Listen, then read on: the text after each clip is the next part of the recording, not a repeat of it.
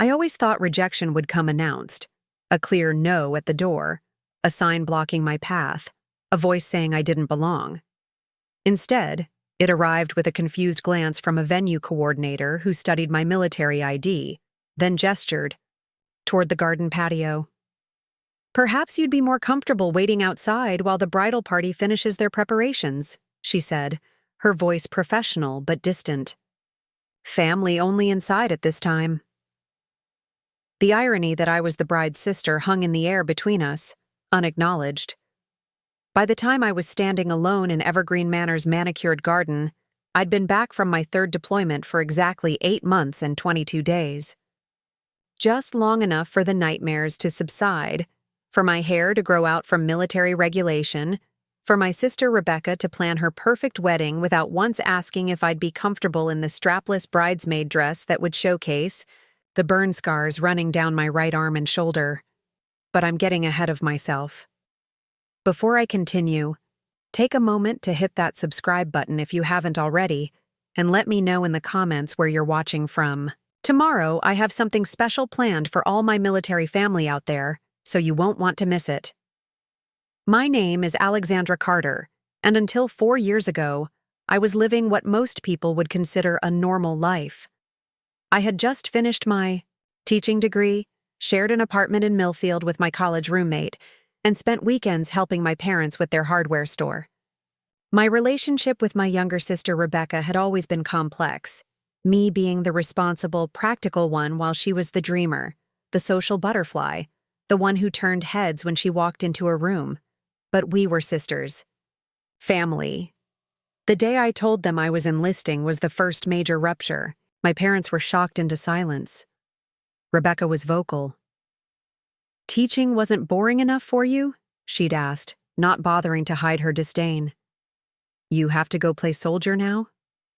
I tried explaining that the educational benefits would help pay off my student loans, that I felt called to serve, that the structure appealed to me. None of it mattered. In Rebecca's mind, I was abandoning the family, choosing strangers over her. Maybe she was right, in a way. The Army gave me purpose, community, a sense of belonging I'd never quite found at home.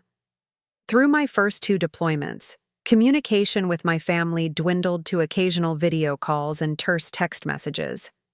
My parents tried to bridge the gap, sending care packages and updates about the store. Rebecca sent nothing. When I called on her birthday, she was always just heading out or in the middle of something. Then came the IED on a routine patrol outside Kandahar. I don't remember the explosion itself, just the aftermath. The ringing in my ears, the taste of dust and blood, the searing pain along my right side. 3 of my squad didn't make it. I spent 6 weeks in a military hospital before being transferred stateside for further treatment and rehabilitation. My parents flew to Walter Reed immediately. They stayed for a week, hovering anxiously, struggling to find the right words when, facing a daughter so changed from the one who had left home, Rebecca came for one afternoon, her eyes never quite meeting mine, her fingers repeatedly checking her phone as if counting the minutes until she could leave. "Your sister's just having a hard time processing everything," my mother explained after. Rebecca left early, citing a work commitment. "She's always been sensitive. She'll come around." But she didn't. Not really. As I went through months of physical therapy, learning to manage the pain that would become my constant companion, Rebecca's life continued uninterrupted. Her interior design business flourished. She met Cameron, a successful architect from a wealthy family. Their engagement was announced 6 months after I returned to Millfield, discharged with honors and prescriptions for pain management that I tried not to need. I rented a small apartment downtown, started working at the VA helping other veterans navigate the labyrinthine benefit system. Slowly, I rebuilt a life. My parents invited me to Sunday dinners. I went when the pain allowed. Rebecca attended sporadically, always with Cameron, always full of wedding plans and stories about their new social circle. Alexandra, my mother, called one evening, her voice carrying that specific tone that meant she was about to ask something difficult. Rebecca's having trouble finding someone to help with the wedding preparations. With your organizational skills, I thought maybe. And that's how I became the unofficial assistant to my sister's wedding planner, Elise. Not a bridesmaid, Rebecca had chosen 4 friends from college and Cameron's sister for that honor, but someone useful in the background. I threw myself into the task, hoping that shared purpose might finally bridge the chasm between us. For a while, it seemed to be working. Rebecca actually called me directly to ask my opinion on vendors. We had coffee to review the timeline. She even showed me the venue, Evergreen Manor, an historic estate with sweeping grounds and a restored Victorian mansion that typically had a 3-year waiting list. Cameron's godfather owns it, she explained, as we toured the grand ballroom with its crystal chandeliers. He's giving us an amazing discount. Isn't it perfect? It was beautiful, I had to admit. The kind of place that belonged in magazines, not in the realm of possibility for an ordinary person like me. The ceremony will be in the garden, then cocktails. On the terrace while they reset for dinner and dancing in here, Rebecca continued, her hands fluttering excitedly as she outlined her vision. For a moment, she reminded me of the little sister who used to include me in her elaborate make-believe games. The bridal party will use the East Wing to get ready. It has the most amazing suite, Alex. Wait until you see it. I smiled, absorbing her excitement, allowing myself to believe that this shared project might be healing something between us. It sounds wonderful, Becca. She froze at the childhood nickname, something shuddering behind her eyes. Only Cameron calls me Becca now, she said, her voice suddenly cool. The connection between us snapped like a stretched rubber band. I should get back. Cameron and I have dinner with his parents tonight. The wedding preparations continued, but our brief moment of closeness evaporated. Rebecca began communicating through Elise or our mother. When we did interact, she was polite but distant, as if I were just another vendor to be managed. I told myself it didn't matter, that the important thing was helping give her the perfect day. The morning of the wedding arrived with perfect early autumn weather, clear blue skies, gentle breeze, temperature in the low 70s. I arrived at Evergreen Manor early, carrying my dress in a garment bag, uncertain of my role but determined to be useful. The grounds were already bustling with florists arranging garden bouquets, catering staff setting up for the reception, the wedding planner's assistants scurrying with clipboards and headsets. I approached the main house, admiring how the morning light caught the restored Victorian details. A staff member directed me to the East Wing entrance where the bridal party was gathering. As I climbed the stairs, I could hear laughter floating through the open windows, my sister's distinctive giggle rising above the others, carefree in a way I hadn't heard since we were children. The coordinator met me at the door, clipboard in hand. Name, please? Alexandra Carter. I'm Rebecca's sister. She scanned her list, frowning slightly. I don't see you on the bridal party list. I'm not a bridesmaid, I explained, but I've been helping with the planning. Rebecca knows I'm coming. To help her get ready. The woman's eyes flicked to my scarred right arm, visible below the short sleeve of my t-shirt, then back to her clipboard. Let me just check something. She stepped away, speaking quietly into her headset. Through the partially open door, I could see into the suite. Rebecca was seated at a vintage vanity, a stylist working on her hair while her bridesmaids lounged. On elegant chaises, champagne flutes in hand. They were all in matching silk robes, a photographer capturing candid moments. The scene looked like something from a bridal magazine, perfect, polished, curated. The coordinator returned, her professional smile firmly in place. I've spoken with the bride. She thinks it might be better if you wait until closer to the ceremony time. The suite is rather crowded with the photography session right now. She gestured toward the garden. The patio is lovely, very comfortable. Family will be arriving soon for pre-ceremony photos. I stood frozen, the garment bag suddenly heavy in my hands. Through the door, I caught Rebecca's eye in the mirror.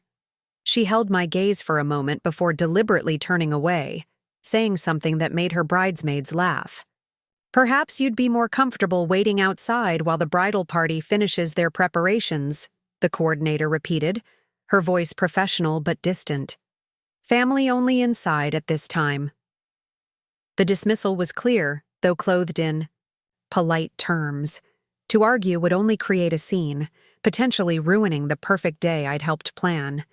So I nodded, turned, and walked back down the stairs, across the immaculate lawn to the garden patio, where I was apparently meant to wait like an outsider at my own sister's wedding. "Yes," I answered, straightening instinctively as years of military training kicked in. "I'm Alexandra Carter, Rebecca's sister." Something shifted in his expression, surprise, then a flash of recognition. "Alexandra Carter? The staff sergeant?" "Alexandra Carter? From the 87th Engineering Battalion?" Now it was my turn to be surprised. "Yes, sir." He extended his hand. "Marshal Reynolds. This is my property and Cameron is my godson."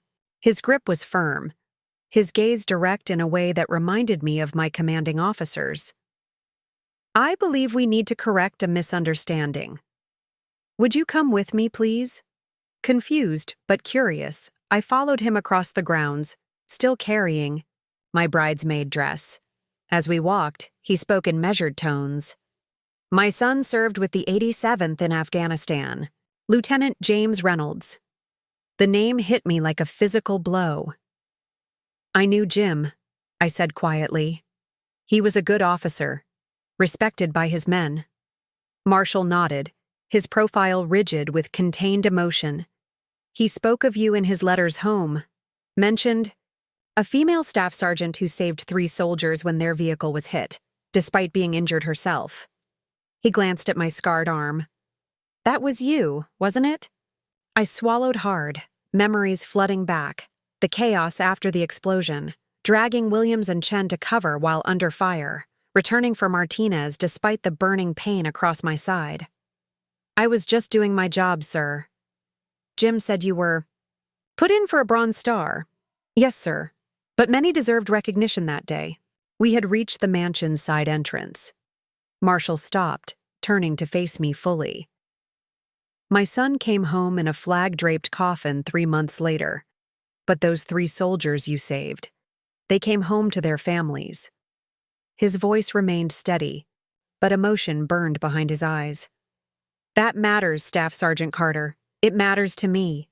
He opened the door, gesturing for me to enter. "Now, let's get you where you belong." Marshall led me through the mansion's polished hallways to the East Wing, past startled staff members who clearly recognized the owner, but were too professional to question why he was escorting a scarred woman in casual clothes through the premises. Outside the bridal suite, he paused. "Wait here a moment," he said, then knocked once before entering without waiting for a response. Through the partially open door, I could hear the sudden hush fall over the room, then Marshall's authoritative voice. "Ladies, I need a private word with the bride." There was a flurry of movement, and then the bridesmaids filed out, giving me curious glances as they passed. The wedding coordinator followed, her earlier composure visibly rattled by the owner's unexpected intervention. Several minutes passed before Marshall emerged. "Your sister would like to speak with you," he said simply, holding the door. I entered the suite cautiously. Rebecca stood by the window, already in her wedding gown, a cascade of white lace and tulle that made her look like something from a fairy tale. Her makeup was perfect except for the slight redness around her eyes. "Alex," she said softly, using my family nickname for the first time in years. I thought. I remained by the door, uncertain. "I can still wait outside, if that's easier." "No!" The word burst from her with surprising force. "No, that's not what I want. She gestured helplessly at the room, at herself, at the whole elaborate production. "Everything has to be perfect. Cameron's family, their friends, they're all so. And you're damaged?" I supplied when she couldn't finish. Not camera ready? Tears welled in her eyes, threatening her carefully applied makeup. I didn't know what to do with you after you came back. You were different. I was different. It was easier to pretend everything was normal, to focus on my life, my plans. And I didn't fit into those plans, I said, understanding flowering painfully. The scarred veteran sister doesn't match your perfect wedding aesthetic. That's not fair, she protested, but weakly. Isn't it? I set down my garment bag, suddenly exhausted by the weight of years of misunderstanding. I never expected you to understand what I went through, Rebecca. But I did expect you to try, to make space for me, changed as I am. That's what family does. A tear escaped, trailing down her cheek. I was scared, she whispered. When we got the call that you were injured, I couldn't process it. And then when you came home, with the scars and the nightmares and the medications, you were my big sister, the strong one. Seeing you broken, she wrapped her arms around herself. I didn't know how to help you, so I ran away instead. Into planning this perfect life, this perfect wedding, where nothing bad could touch me. Her vulnerability caught me off guard. In 4 years, this was the most honest conversation we'd had. I took a few steps into the room, closing some of the distance between us. I spent years thinking you were ashamed of me, I said quietly. That the scarred soldier sister didn't fit with your perfect life, your perfect friends. No, Rebecca shook her head emphatically, another tear escaping. I was ashamed of myself, for not being strong enough to handle what happened to you, for running away when you needed me. She looked down at her elaborate gown, smoothing the fabric absently. I built all this as a distraction. The relationship, the wedding, the picture-perfect life. It was easier than facing the fear of losing you. The door opened before I could respond, and Marshall Reynolds stepped back into the room. He assessed the situation with a quick glance. I see you two are talking. Good. He turned to Rebecca. Your mother is looking for you, my dear. Something about the flower girl's basket, and the photographer wants to start the pre-ceremony pictures soon. Rebecca nodded, quickly dabbing at her eyes with a tissue.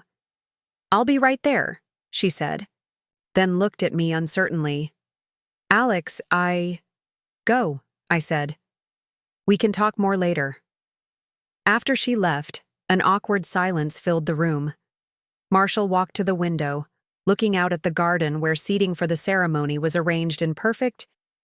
Rose, your sister seems to have misplaced your bridesmaid dress, he said after a moment, gesturing to my garment bag. You should get ready. The ceremony begins in an hour. I hesitated. I'm not actually a bridesmaid. I was just helping with preparations. He turned, one eyebrow raised. That's not what I just arranged with the bride. He checked his watch. The stylist will be back momentarily to help with your hair and makeup. I've instructed the photographer to include you in all family portraits. Sir, I appreciate what you're trying to do, but Staff Sergeant Carter, he interrupted, his tone shifting subtly to one of command. My godson is marrying your sister today. That makes us family in a roundabout way. And in my family, we honor those who serve. His expression softened slightly.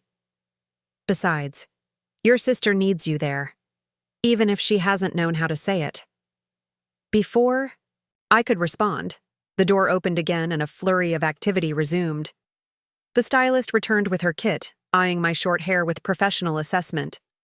The wedding coordinator reappeared, suddenly solicitous, helping me unzip my garment bag to reveal the bridesmaid dress I'd brought just in case. Not the strapless style the others were wearing, but a similar color with cap sleeves that would partially cover my scars. This isn't the same as the other bridesmaids are wearing, the coordinator noted with a frown. No, it isn't, Marshall agreed before I could speak. It's perfect. Make it work. He turned to me with a nod that reminded me of a commanding officer dismissing a soldier after giving orders. I'll see you at the ceremony, Alexandra.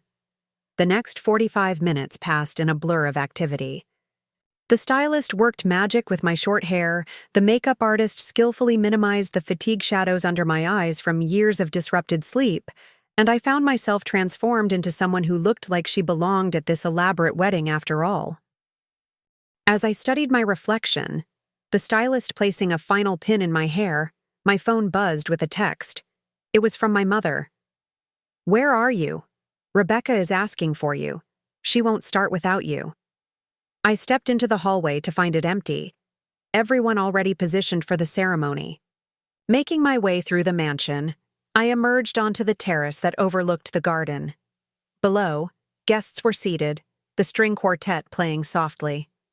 At the altar, Cameron stood with his groomsmen, handsome in his tuxedo, scanning the house. Entrance with increasing anxiety. My father spotted me first, relief washing over his face. He hurried up the terrace steps. "There you are. Rebecca refused to walk down the aisle until you were in place. She's been asking for you for 20 minutes. "In place?" I echoed, confused. "What place?" "With the bridesmaids, of course," he said, as if it were obvious. "Come on, everyone's waiting." He led me down the steps and around to a small anteroom where Rebecca waited with her bridal party. They all turned when I entered, their expressions ranging from confusion to curiosity. Rebecca stood in the center, resplendent in her gown, her eyes lighting up when she saw me.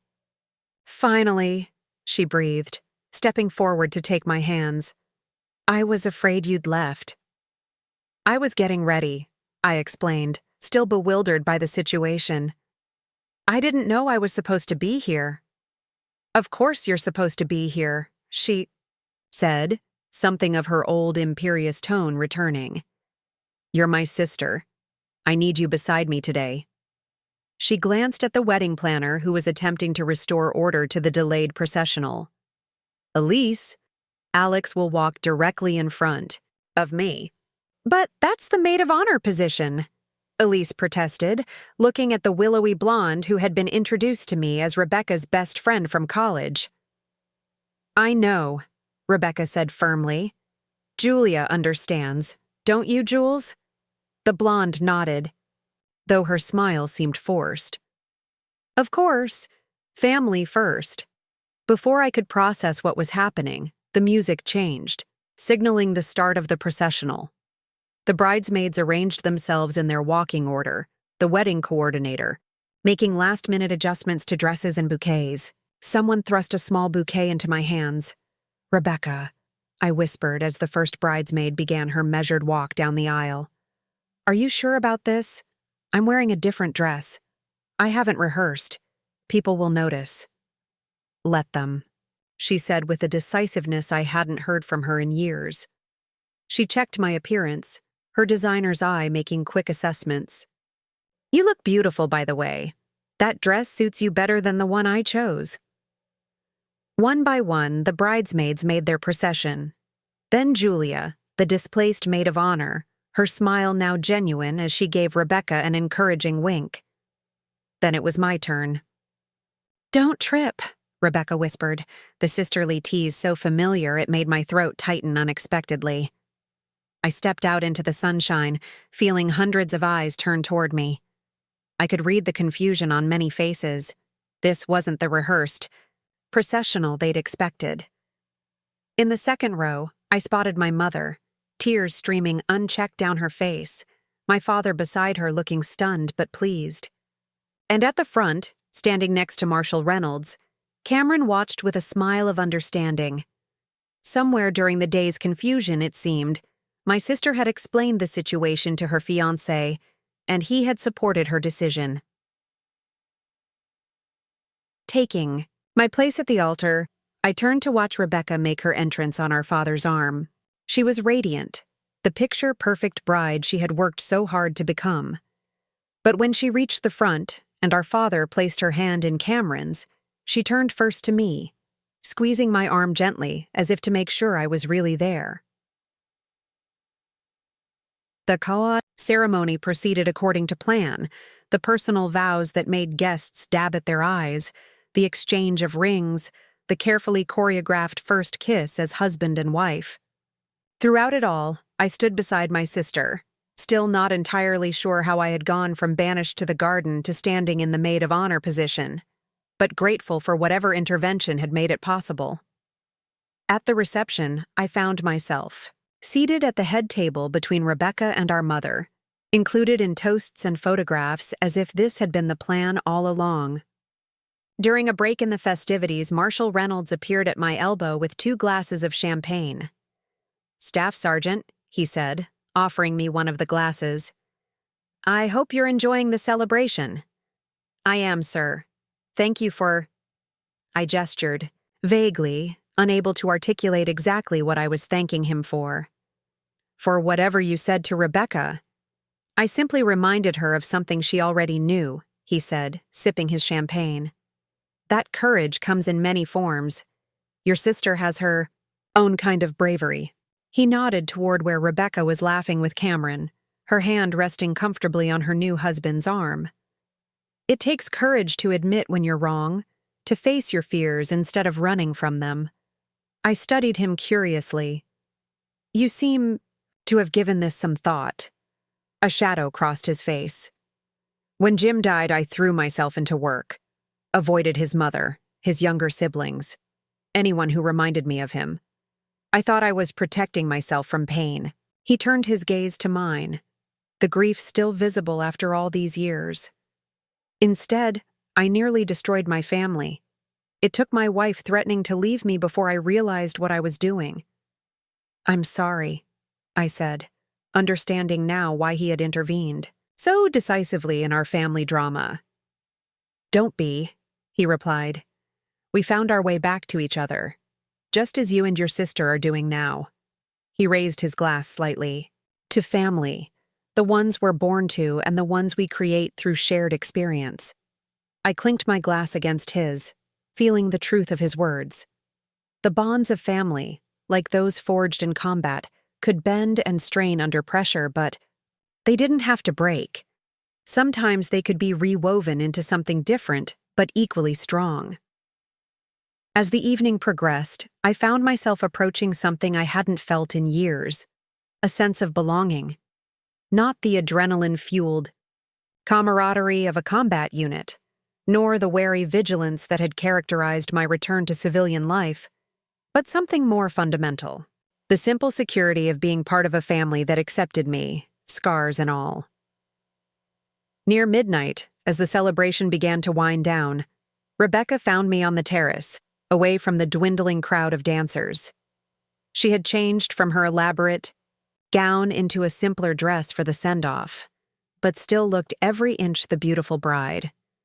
"There you are," she said, joining me at the railing. "Hiding from the bouquet toss?" I laughed. "Tactical retreat. Those single friends of yours are serious competitors." She smiled, looking out at the garden now lit by hundreds of twinkling lights. "I've been thinking about what you said earlier, about expecting me to try to understand, to make space for you." She turned to face me directly. "I want to do better, Alex. I want us to be sisters again, for real. Not just on paper or at holidays." "I'd like that," I said carefully, afraid to hope too much. "But it's not going to be easy. We've both changed. We've got years of distance to overcome." "I know." She fidgeted with her wedding ring, still new, and unfamiliar on her finger. "Cameron and I are postponing our honeymoon for a few weeks. Work commitments, you know. But I thought maybe, if you're free next weekend, we could start with coffee. Maybe you could tell me about your deployment, if that's not too hard to talk about." The simple offer, so tentatively made, meant more than she could possibly understand. Not just the willingness to listen, but the acknowledgement that my experiences, difficult as they were, formed an essential part of who I had become. "Coffee sounds good," I agreed. "And maybe someday I'll tell you about Afghanistan. Not all at once, but pieces of it." Rebecca nodded, relieved. "I'd like that. And maybe I can tell you about design school and how I met Cameron and all the—" Stuff you missed while you were away. I'd like that too. She hesitated, then leaned in to hug me, careful of my scarred right side in a way that showed she was paying attention, not avoiding. Thank you for being here today, she whispered. It wouldn't have been right without you. Wouldn't have missed it, I replied, returning the embrace. It wasn't entirely true. I had come close to walking away when I was first dismissed to the garden. But it felt true now, in this moment of reconnection. The wedding coordinator appeared, signaling that it was time for the newlyweds' departure. Rebecca squeezed my hand once more before turning to rejoin her husband. I watched as they made their way through the line of guests holding sparklers, disappearing into the vintage car that would take them to their hotel for the night. As the guests began to disperse, I remained on the terrace, absorbing the beauty of Evergreen Manor at night, so different from the battlefield landscapes that still haunted my dreams. My mother found me there, wrapping a shawl around my shoulders against the evening chill. It's been quite a day, she said, standing beside me. Not at all what I expected. Me neither, I admitted. This morning I thought I'd be waiting in the garden while the real bridal party took pictures. My mother looked stricken. Oh, Alex, I had no idea Rebecca had made you feel so unwelcome. I would have— It's okay, Mom, I interrupted gently. We're figuring it out. It's going to take time, but I think we've made a start. She studied my face, seeing beyond the professional makeup to the daughter she had watched leave for war, the one who had returned forever changed. You know, when you first came home, I was so focused on your physical recovery that I think I missed how isolated you were feeling. I'm sorry for that. You did your best, I assured her. We all did. Yes, but we can do better, she said, echoing Rebecca's words from earlier. Your father and I want to understand more about what you went through, what you're still going through. If you're willing to share. The simple request, coming at the end of this unexpected day, brought a rush of emotion I hadn't anticipated.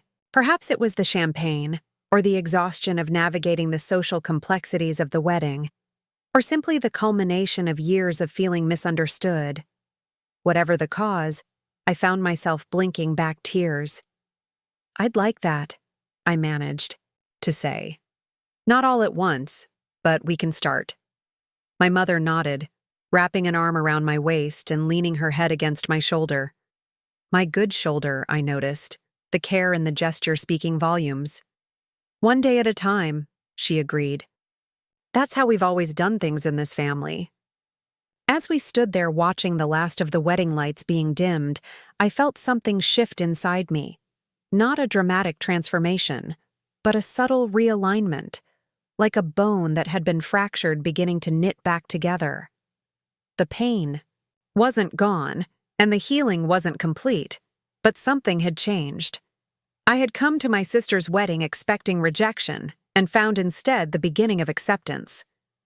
Not because my scars had magically disappeared, or because my family suddenly understood everything about my military experience, but because we had all taken small, faltering steps toward each other across the divide that had separated us.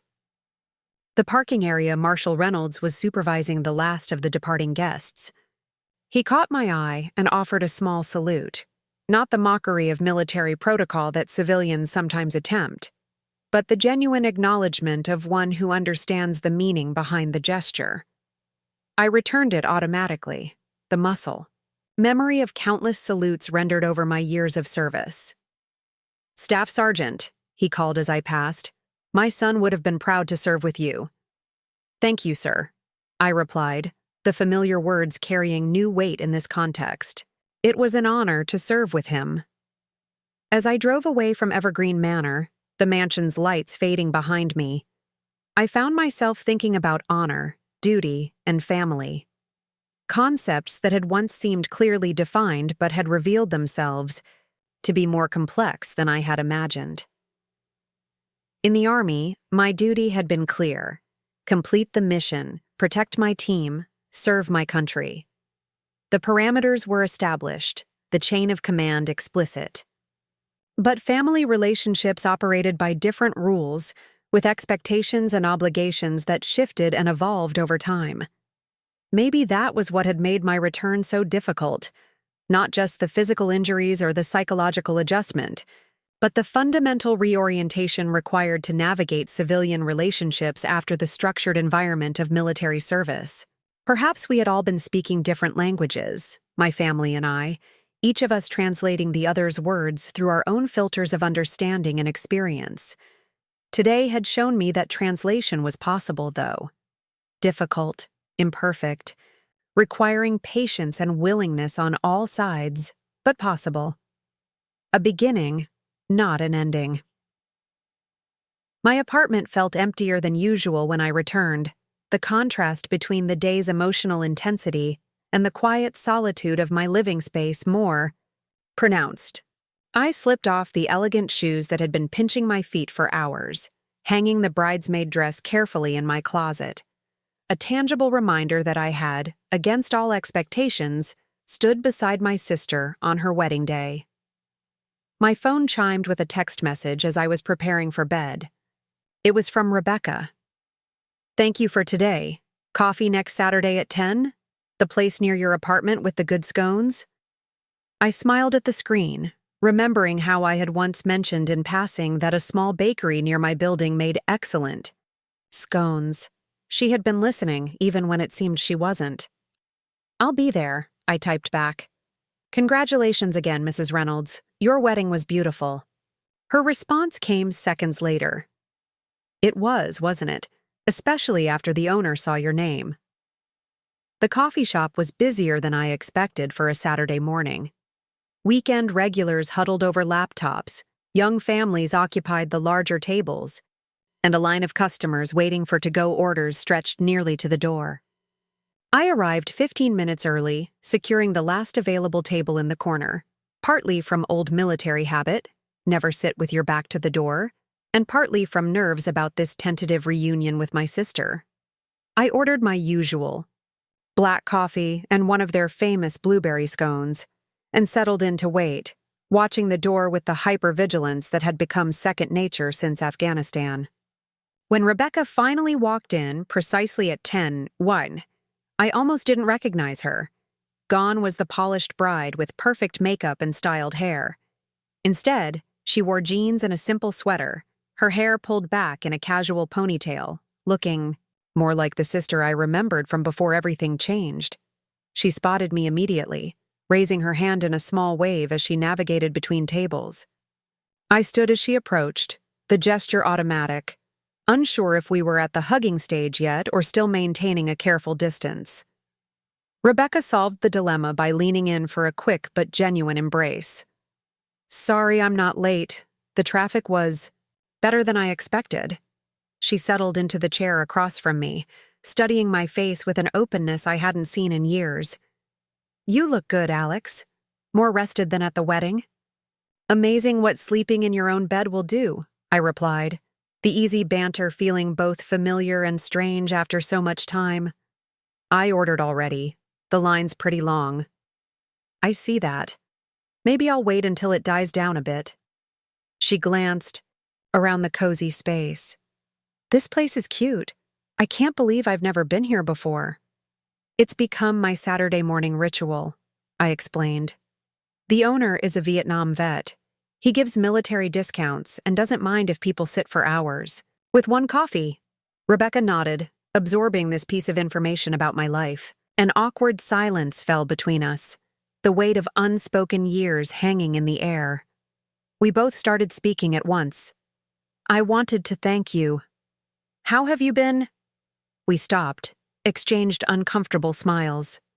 "You first," I offered. Rebecca took a deep breath. "I wanted to thank you for coming to the wedding. After everything. Well, I wouldn't have blamed you if you'd left when they asked you to wait outside." "I almost did," I admitted. "I know. Mr. Reynolds told me he found you in the garden, about to leave." She twisted her new wedding ring, a nervous gesture I recognized from childhood. "I'm so sorry, Alex. For all of it." For how I've been since you enlisted, for not visiting more when you were injured, for making you feel unwelcome at my own wedding. The direct apology caught me off guard. Rebecca had always been stubborn, rarely admitting when she was wrong. This straightforward acknowledgement of her behavior suggested a level of reflection I hadn't expected. "What did Marshal Reynolds say to you?" I asked, curious about the conversation that had so dramatically changed the trajectory of the wedding day. Rebecca's expression turned serious. "He came into the bridal suite after finding you in the garden, asked all the bridesmaids and photographers to leave, then sat me down and told me about his son, the lieutenant who served with you in Afghanistan." "Jim," I supplied. "Lieutenant Reynolds. He was a good officer." "Yes. Mr. Reynolds said the same thing." She paused, choosing her words carefully. "He told me how you saved those soldiers after the explosion, even though you were injured. How his son had written home about your bravery. Then he asked me what kind of person would make their hero sister wait in the garden, because they were worried about how her scars would look in wedding photos." I winced at the bluntness. "That's not fair. You didn't know." "But it was true," Rebecca interrupted. "Maybe not consciously, but deep down, that's exactly what I was doing. I was so focused on having this picture-perfect wedding that I was willing to push aside my own sister." She blinked rapidly, fighting tears. "Do you know what he said next?" "He said, 'My son died serving alongside your sister. I would give anything, this estate, my entire fortune, just to have him standing beside me today, scars or no scars.'"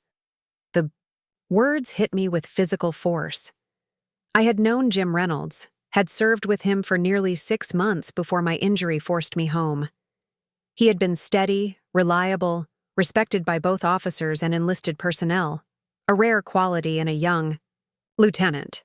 His death 3 months after my medical evacuation had been one of many losses that still haunted me. "He's right," I said quietly. "The families of the soldiers who didn't make it back, they don't care about scars. They'd take their loved ones back any way they could get them."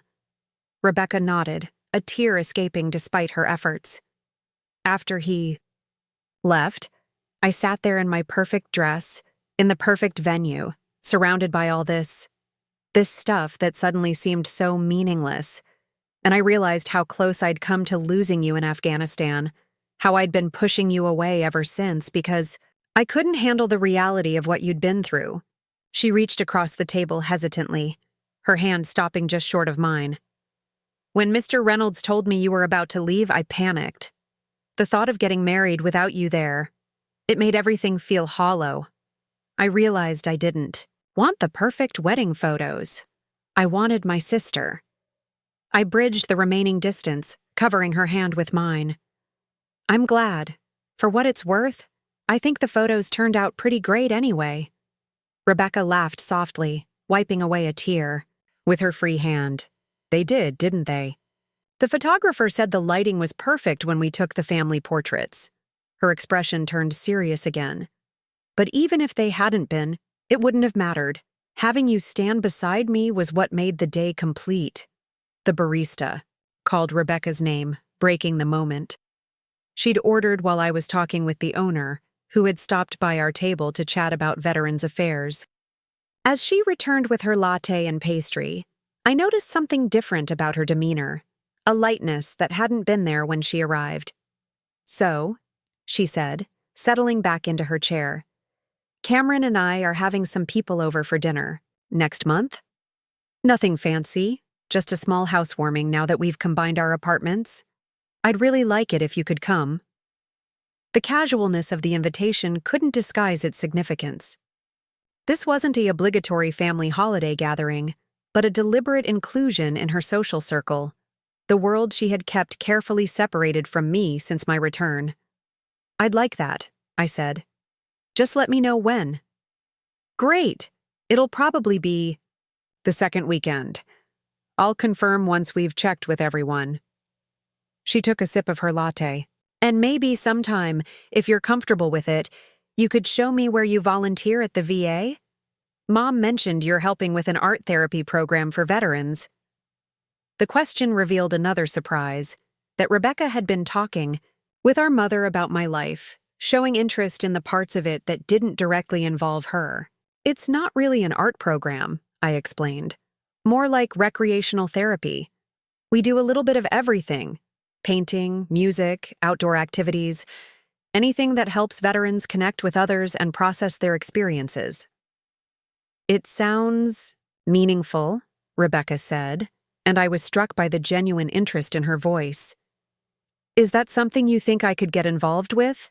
Maybe not right away, but eventually? You want to volunteer at the VA? I couldn't keep the surprise from my voice. She nodded, looking both determined and slightly embarrassed. I want to understand your world better, Alex. After the wedding, I realized how completely I've avoided anything related to your military service. It was easier to pretend that part of your life didn't exist than to face what it might mean, that you were in danger, that you were changed by your experiences. It can be challenging work, I warned. Some of the veterans there have significant trauma, both physical and psychological. It's not always easy to witness. I know. At least I think I understand that it won't be easy. She straightened her shoulders slightly. But I want to try, if you're willing to have me there. The offer touched me deeply, not just the willingness to step into the uncomfortable reality of wounded veterans' lives, but the explicit acknowledgement that this was a part of who I was now, not something to be ignored or minimized. I'll talk to the volunteer coordinator, I promised. We're always short-handed on the weekends. Rebecca smiled, relief evident in her expression. Thank you. I know it doesn't fix everything, but I want to do better, to be a better sister. Me, too, I admitted. I haven't exactly made it easy for anyone to connect with me since I got back.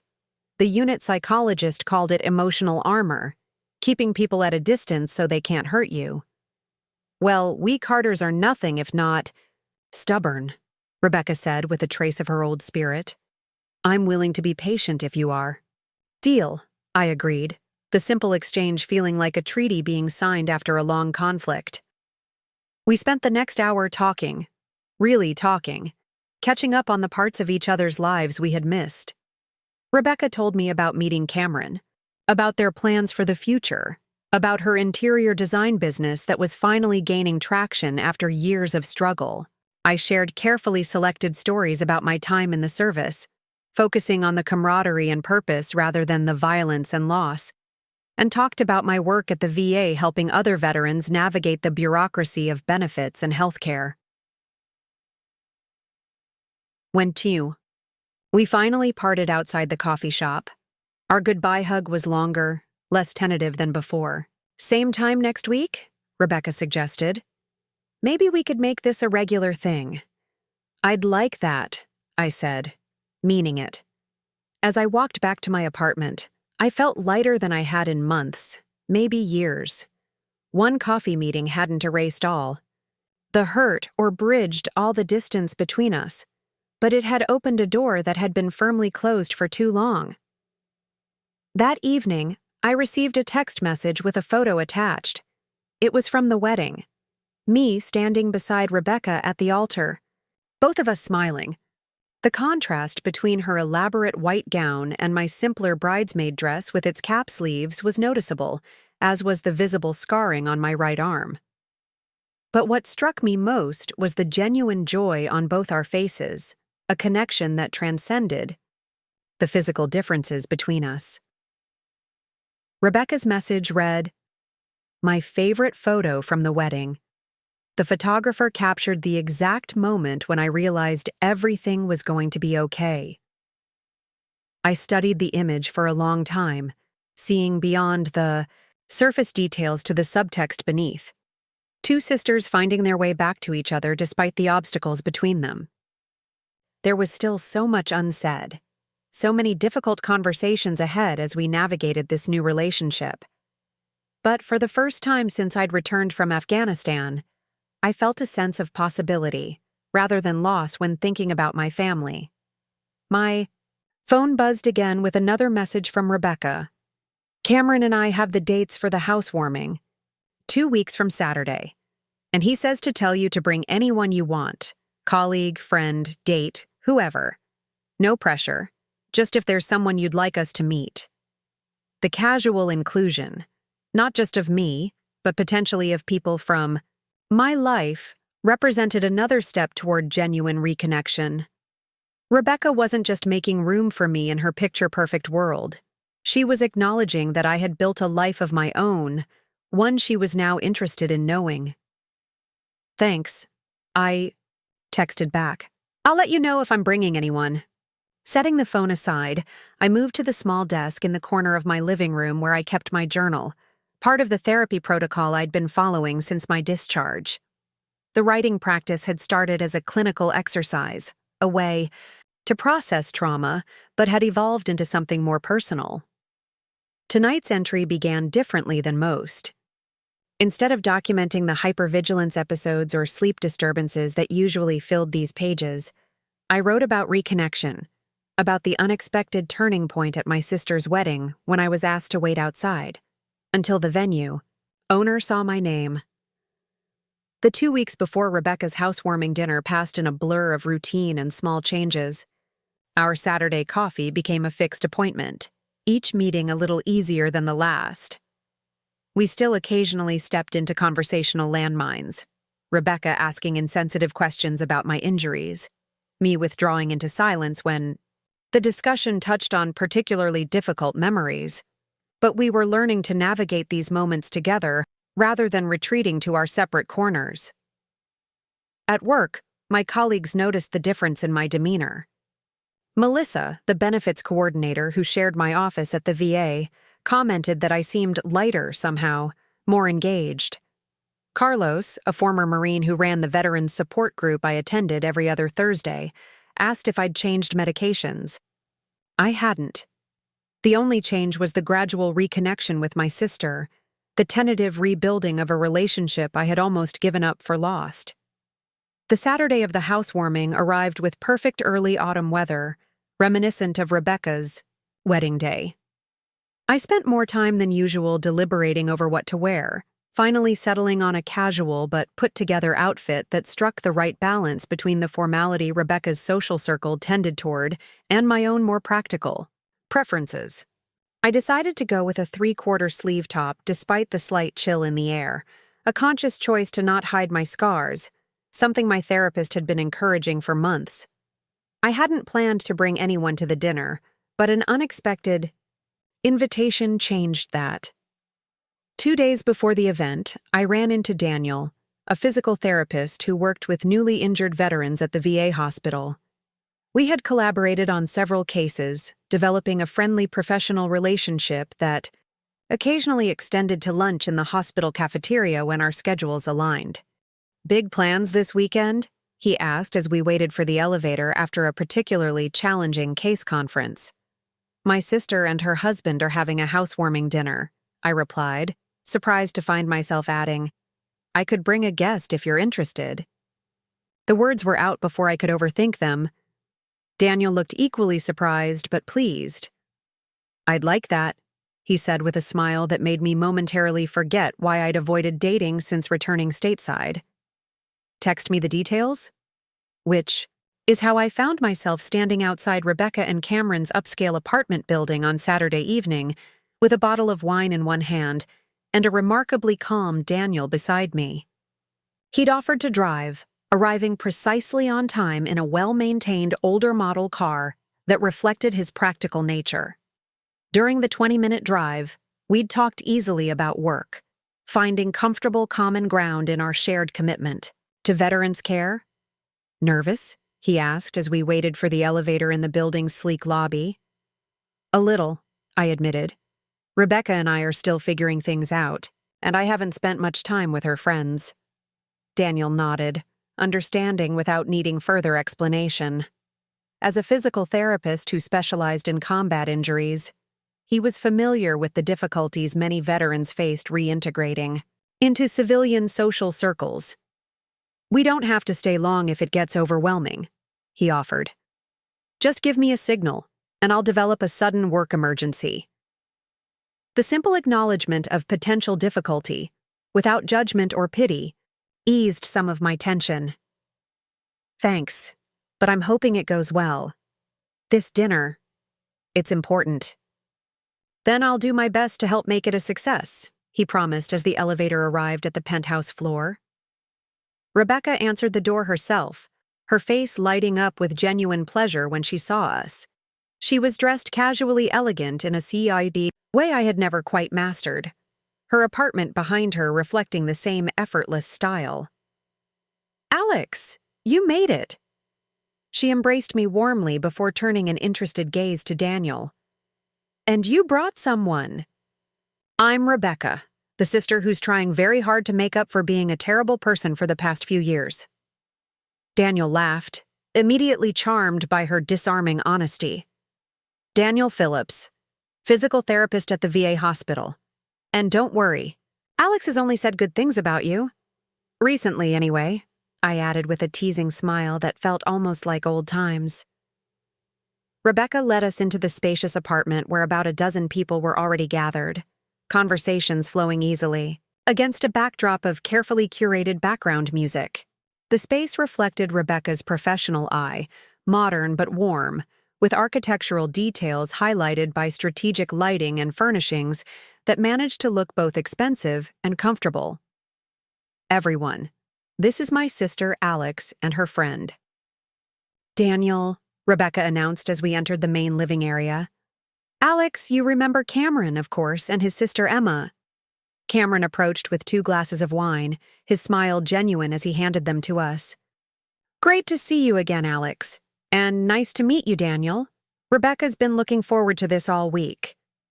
What struck me immediately was how naturally Rebecca included me, not as an obligation or afterthought, but as someone whose presence was valued. She guided us through introductions with a practiced social grace that had always eluded me, but never left my side until she was sure I was comfortable. It was a subtle form of protection I hadn't expected and deeply appreciated. "And this is Marshall Reynolds," Rebecca said as we approached the older man standing near the windows overlooking the city. "Cameron's godfather and our wedding venue, savior." Marshall turned, recognition and pleasure crossing his distinguished features. "Staff Sergeant Carter, good to see you again." He shook my hand, then Daniel's. "Are you military as well, young man?" "Civilian," Daniel replied. "But I work with combat veterans at the VA hospital, rehabilitation medicine." "Important work." Marshall nodded approvingly. "My foundation has been looking at funding some innovative programs for veterans with combat injuries. I'd be interested in hearing your perspective on where the needs are greatest." Rebecca squeezed my arm gently. "I'm going to check on dinner. You 3 talk shop for a bit." She lowered her voice for my ears only. "He specifically asked if you'd be here tonight. I think he enjoys having another military person around." As Rebecca left to attend to her hosting duties, I found myself in a surprisingly comfortable conversation with Marshall and Daniel about veterans' care and rehabilitation services. Marshall was more knowledgeable than I'd expected, asking insightful questions about prosthetics technology and therapeutic approaches for traumatic brain injuries. The Reynolds Foundation has primarily focused on educational scholarships for veterans, he explained, but we're expanding into medical support programs, particularly for injuries that the VA system struggles to fully address. "There's certainly no shortage of need," Daniel said, his passion for his work evident. "We do remarkable things with the resources we have, but there are always funding gaps, especially for newer treatments that haven't been fully validated in large studies yet." "That's precisely the niche we're interested in," Marshall replied. "The innovations that fall between experimental and fully established, too new for government funding, but too promising to ignore." The conversation continued through dinner, which was served at a long table arranged to encourage interaction. I found myself seated between Daniel and Emma, Cameron's sister, with Rebecca and Marshall across from us. The food was excellent, but not ostentatious, another sign of Rebecca's growing maturity. The Rebecca I remembered from before my deployment would have used such an occasion to showcase elaborate culinary showpieces designed more for Instagram than actual enjoyment. As the meal progressed, I noticed something that both surprised and moved me. Rebecca had clearly briefed her friends about my military background, not in a way that made me feel like an exhibit, but in a manner that opened doors to meaningful conversation rather than awkward silences or invasive questions. Emma, who worked in international development, asked thoughtful questions about the reconstruction projects I'd been involved with in Afghanistan. A colleague of Cameron's engaged Daniel and me in a discussion about adaptive architecture for veterans with physical disabilities. Even the fashion executive I'd initially dismissed as superficial turned out to have a brother who'd served in Iraq and spoke with genuine understanding about the challenges of reintegration. During a lull in the conversation, I caught Rebecca, watching me with a mixture of hope and uncertainty. I gave her a small smile and a slight nod, a silent acknowledgement that yes, this was going well, better than either of us might have expected. After dinner, the gathering shifted to a more casual arrangement in the living room. Daniel was drawn into a discussion with Marshall and Cameron about a rehabilitation center the Reynolds Foundation was considering funding. I took the opportunity to help Rebecca clear the table, following her into the kitchen with a stack of plates. "You didn't have to do that," she said as I set the dishes beside the sink. "You're a guest." "I'm your sister," I countered, "and sisters help with the dishes." Rebecca smiled, the simple exchange carrying more weight than the words themselves. "Fair enough. So, how are you doing? Is it too much?" I tried to keep the guest list small. "It's perfect," I assured her. "Really, everyone's been great, not awkward or overly curious or any of the things I was worried about. I may have given them some gentle guidance," she admitted, loading the dishwasher with practiced efficiency. "Nothing too specific, just some general do's and don'ts about talking with veterans." The thoughtfulness of this gesture, researching how to make me comfortable in her social world, touched me deeply. "Thank you. It made a difference." I hesitated, then added, "And thank you for encouraging me to bring someone. Daniel he's a good guy." Rebecca's eyes sparkled with interest. "He seems like it. How long have you known him?" "About 6 months, just through work." "This isn't a date or anything," I clarified quickly. "We're just colleagues." "Colleagues who look at each other when the other one isn't watching," she teased gently. "But I won't push. I'm just happy you're here, with or without a +1. As we rejoined the group in the living room, Daniel caught my eye from across the space, his expression warm with a question in it, checking if I was doing okay. I nodded slightly, realizing with some surprise that I was more than okay. For the first time in longer than I could remember, I felt something approaching normal. Part of a social gathering, engaged in conversation, connected to the people around me. Later, as Daniel and I prepared to leave, Marshall approached us again.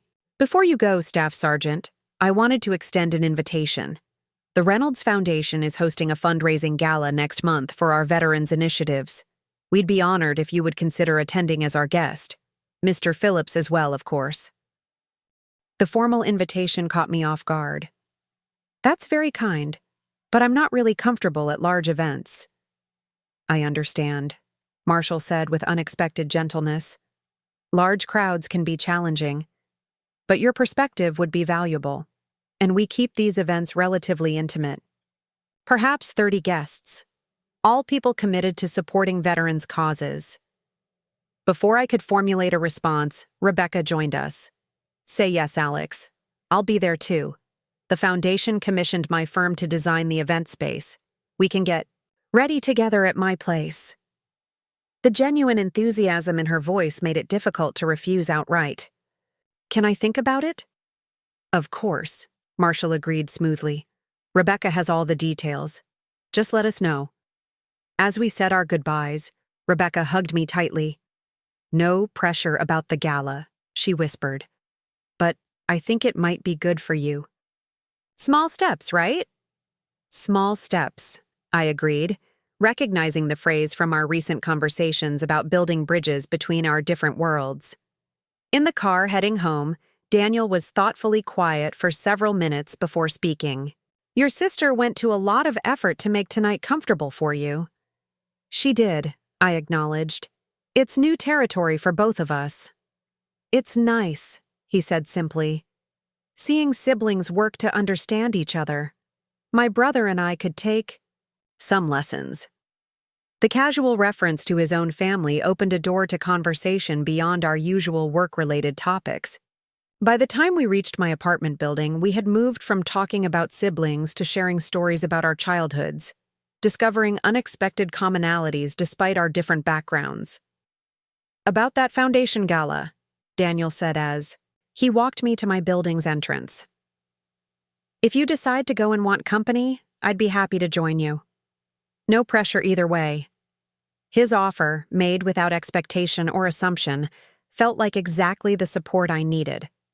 Present but not insistent, available but not demanding. I'll let you know, I promised. And thank you for coming tonight. It helped having a friendly face there. I enjoyed it, he said with a smile that reached his eyes. Your sister is something else. I can see both the differences and similarities between you two. We're working on finding the common ground again, I said, surprised by how easy it was to talk with him about this complicated relationship. As I entered my apartment a few minutes later, I found myself reflecting on the evening's unexpected success. The dinner had represented something I'd almost stopped believing was possible, a social gathering where I felt neither completely alien nor defined solely by my military experience and injuries. My phone chimed with a text from Rebecca. Thank you for coming tonight. It meant everything to have you here, and Daniel seems wonderful. Just saying. I smiled at the screen, typing back. Thanks for making it so easy to be there, and Daniel is just a colleague. But yes, he's a good person. Her response came seconds later. Whatever you say, sis. Same time for coffee tomorrow? I want to hear more about this colleague situation. The teasing felt normal, sisterly in a way that had been absent for too long. See you at 10, I replied. And there's no situation to discuss. Setting the phone aside, I moved to my small balcony that overlooked the city lights. The evening breeze carried a hint of autumn, a favorite season I'd missed entirely during my deployments in Afghanistan's different climate rhythms.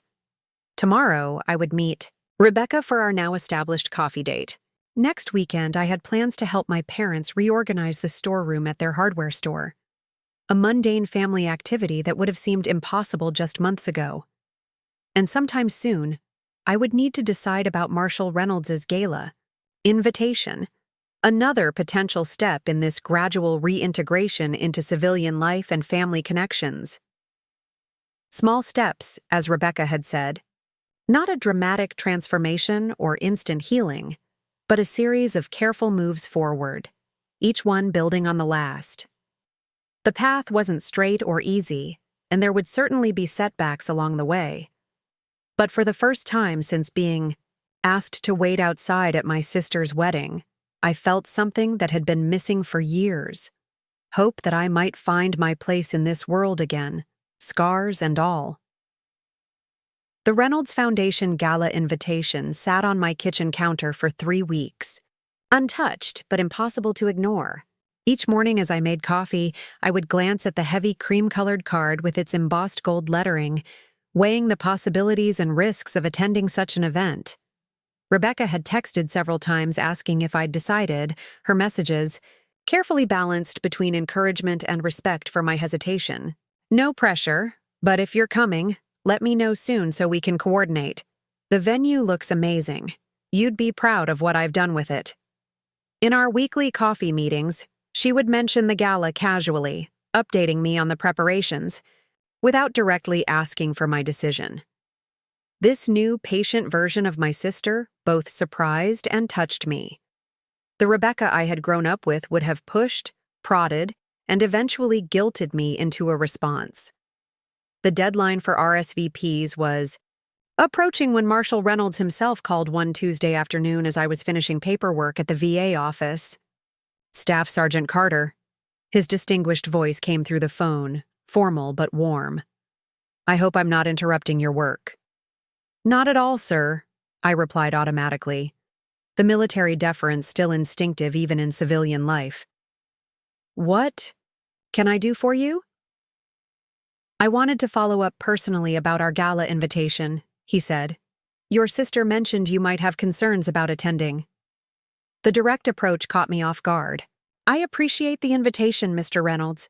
It's just that large formal events can be challenging for me. I understand completely, he responded with unexpected empathy. Many veterans find such gatherings difficult. That's actually part of why I'm calling. We've made some specific accommodations with veterans in mind. The event space has designated quiet areas for those who need a moment away from the crowd. The guest list remains small, under 40 people total, and we've briefed all staff on appropriate interactions with combat veterans. His thoughtfulness was both surprising and moving. These weren't superficial concessions, but meaningful adaptations that demonstrated genuine understanding of the challenges many veterans faced in social settings. That's very considerate, I managed. Additionally, Marshall continued, I've invited several members of my son's former unit who are now working with our foundation's veterans initiatives. I thought you might appreciate having other military personnel present. The mention of Jim Reynolds' unit colleagues shifted something in my decision-making process. While reconnecting with Rebecca and cautiously expanding my social circle had been important steps forward, I still felt most comfortable among those who shared the military experience, people who understood without explanation the complex realities of service and its aftermath. If you're still uncertain, Marshall added when I didn't immediately respond, perhaps knowing the event's purpose might help. We're announcing a major new program focused specifically on female veterans' unique healthcare and reintegration needs. Your perspective would be invaluable, Alexandra. That final detail settled it. Female veterans remained underserved and often invisible in the broader veterans services landscape, something I'd experienced firsthand during my own recovery and transition. I'll be there, I said before I could reconsider. And I appreciate all the thought you've put into making this accessible for veterans. Excellent, Marshall replied, satisfaction evident in his voice. I'll let Rebecca know as well. She's done remarkable work with the venue design. After hanging up, I immediately texted Daniel, who had maintained a respectful distance regarding my decision about the gala, while making it clear his offer to accompany me remained open. Reynolds Foundation Gala. I'm going. Offer of company. Still available? His response came within minutes. Absolutely. Just tell me when and where, tux or suit. The simple, unquestioning acceptance calmed the anxiety that had immediately followed my decision. Having Daniel there would provide an anchor if the evening became overwhelming, someone who understood both my military background and my current challenges without needing explanations. Formal but not black tie, I replied, relaying the information. From the invitation. I'll forward you the details. Rebecca was ecstatic when I called to tell her my decision, though she tried to contain her excitement. That's great, Alex. I was hoping you'd come, but I completely understood if it wasn't your thing. It's still not really my thing, I admitted. But Marshall made some compelling points about the foundation's work, and it sounds like you've put a lot of effort into the venue design. I have, she said, pride evident in her voice. It's my first major event space commission, and I've been working on it for months. The building is an old bank that the foundation purchased last year, all that gorgeous Art Deco architecture, but reimagined for modern use. She paused, and I incorporated some design elements specifically with veterans in mind. Marshall connected me with a consultant who specializes in spaces for people with PTSD and other trauma responses. This revelation touched me deeply. My sister had not only accepted my military service and its effects, but had actively sought to understand and accommodate them in her professional work. Thank you, I said simply. That means a lot. So, Rebecca continued, her tone lightening. The big question, what are you wearing? And is Daniel coming? Please say yes, because Cameron really liked him at the dinner, and they didn't get enough time to talk about that rehabilitation technology thing. I laughed at her swift pivot to practical concerns. Yes, Daniel's coming, and I haven't thought about what to wear yet. Perfect. Come over this weekend and we'll figure it out. I might have some options that would work for you, or we can go shopping. My treat. 2 weeks later, I stood in Rebecca's guest bathroom, examining my reflection, with a mixture of recognition and surprise. The woman in the mirror looked both familiar and foreign, my face but enhanced by subtle makeup that Rebecca had skillfully applied, my short hair styled in a way that looked intentional rather than merely practical, my body draped in a midnight blue gown that somehow managed to be both elegant and comfortable. The dress had been Rebecca's find during our shopping expedition. A modern design with a draped neckline and 3/4 sleeves that covered the worst of my scarring without looking like it was specifically chosen for that purpose. The material moved with me rather than restricting movement, a critical feature for someone whose hypervigilance demanded physical freedom. Alex, how's it going in there? Rebecca called from the bedroom. Daniel just texted that he's on his way up. I took a deep breath, squared my shoulders like I was preparing for inspection, and opened the door. Rebecca's face lit up when she saw me. You look incredible, she said with genuine admiration. Seriously, I knew that dress was perfect, but with the makeup and everything. Wow, it's not too much? I asked, resisting the urge to fidget with the unfamiliar formal wear. It's exactly right, she assured me, adjusting a strap slightly. Professional but feminine, elegant but not overdone. Marshall Reynolds won't know what hit him. I'm not trying to impress Marshall Reynolds, I protested. Rebecca's smile turned mischievous. No, but I bet Daniel will be impressed anyway. Before I could respond, the doorbell rang. Cameron answered, his warm greeting to Daniel carrying down the hallway. Rebecca squeezed my hand encouragingly. Ready? I nodded, following her to the living room where Daniel waited in a charcoal gray suit that fit his athletic frame perfectly. His expression when he saw me, a moment of genuine surprise followed by warm appreciation, eased some of my self-consciousness about the unfamiliar formal attire. You look beautiful, he said simply, the straightforward compliment characteristic of his honest nature. You clean up pretty well yourself, I replied, aiming for lightness despite the flutter of nerves his words had triggered. Rebecca, ever the perceptive hostess, intervened before the moment could become awkward. We should head out soon to make sure everything's in place before guests arrive. Alex, Daniel, you can follow us in your car. The venue has private parking underground. I'll make sure the attendant knows to expect you. The drive to the gala venue gave me time to mentally prepare for the evening ahead. Daniel, sensing my tension, kept the conversation light but engaging, sharing an amusing story about a patient's therapy dog that had caused chaos in the rehabilitation gym that morning. You're going to be fine, he said as we approached the venue, addressing my unspoken anxiety. And if it gets overwhelming, we can step out or leave entirely. No questions asked. The simple acknowledgement and escape plan calmed me more than any reassurance about the event itself could have. Thanks. I'm hoping it will be okay, but it helps knowing we can exit if needed.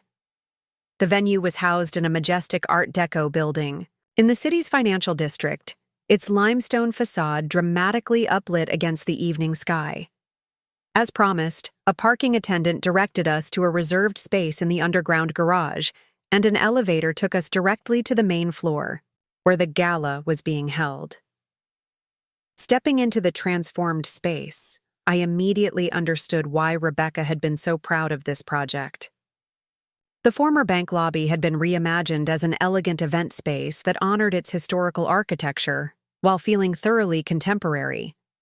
Soaring ceilings with restored decorative moldings drew the eye upward, while strategic lighting created both grandeur and intimacy in the vast room. What struck me most, however, were the subtle design elements that Rebecca had incorporated with veterans in mind. The layout provided clear sightlines throughout the space. No blind corners or hidden approaches that might trigger hypervigilance.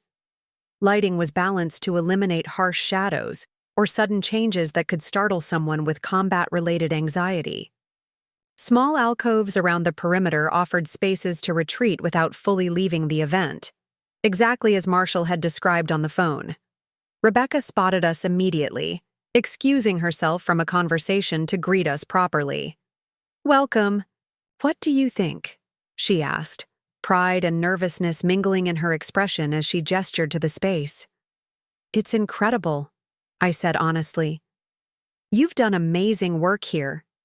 Her face lit up with genuine pleasure at my approval. "I'm so glad. You think so. I wanted it to be beautiful, but also comfortable for everyone, especially the veterans attending." "The sightlines are perfect," I noted, knowing she would understand the significance of this observation.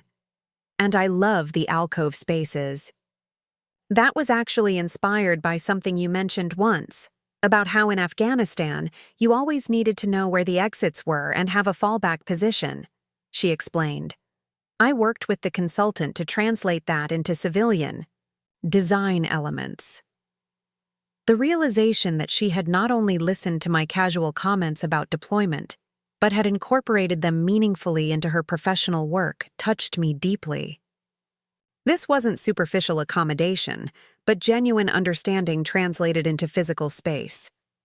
Marshall Reynolds approached before I could formulate a response, his distinguished presence commanding attention without effort. "Staff Sergeant Carter, welcome," he said warmly, shaking my hand before acknowledging Daniel. "And Mr. Phillips, good to see you again. I understand from Cameron that you've been doing groundbreaking work with prosthetic rehabilitation protocols.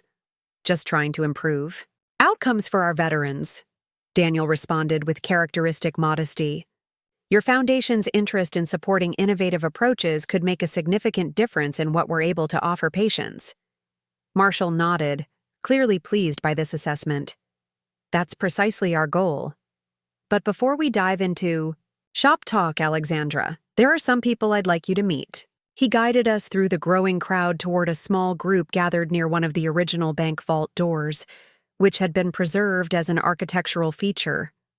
I recognized the military bearing of the individuals before Marshall even made the introductions. "May I present Captain Eliza Merritt, formerly of the 87th Engineering Battalion, now heading our Foundation's Female Veterans Initiatives," Marshall said, introducing a tall woman with close-cropped silver hair and the straight posture of career military. "And these are Sergeants Taylor and Wilkins, also formerly with the 87th.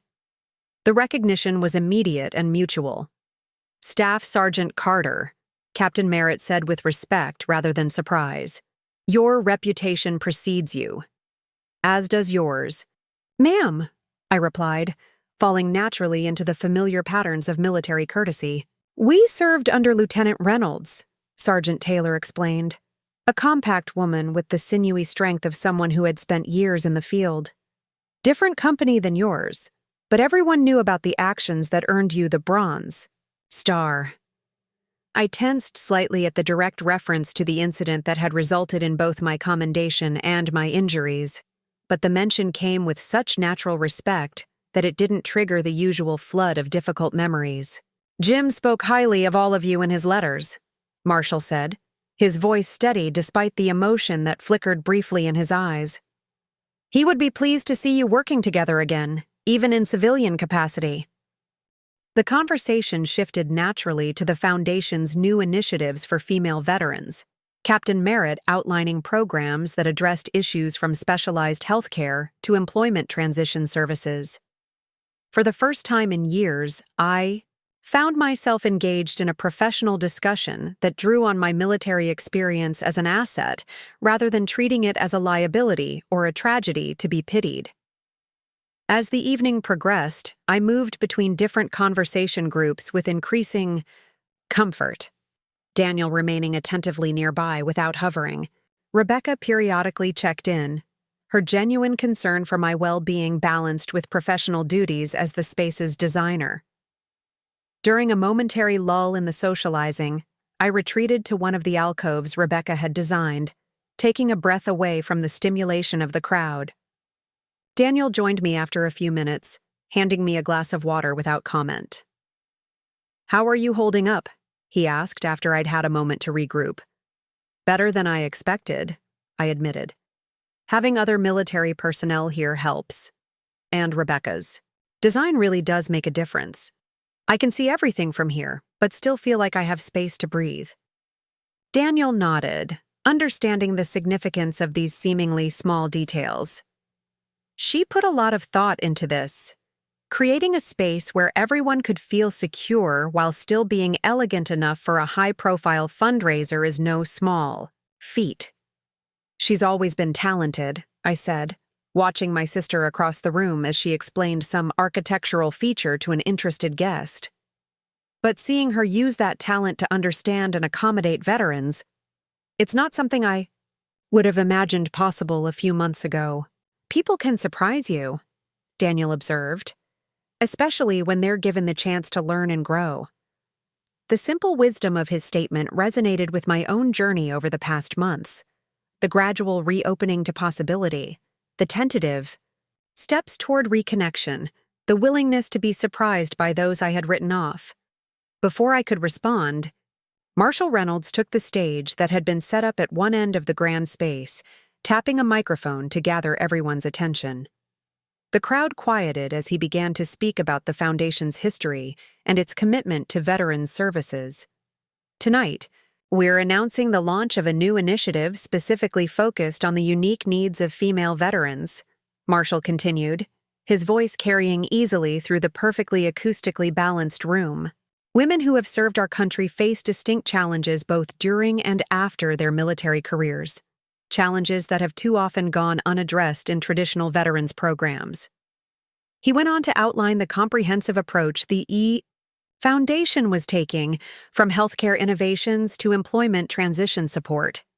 His presentation concise but thorough. Then, to my surprise, he gestured toward where I stood with Daniel.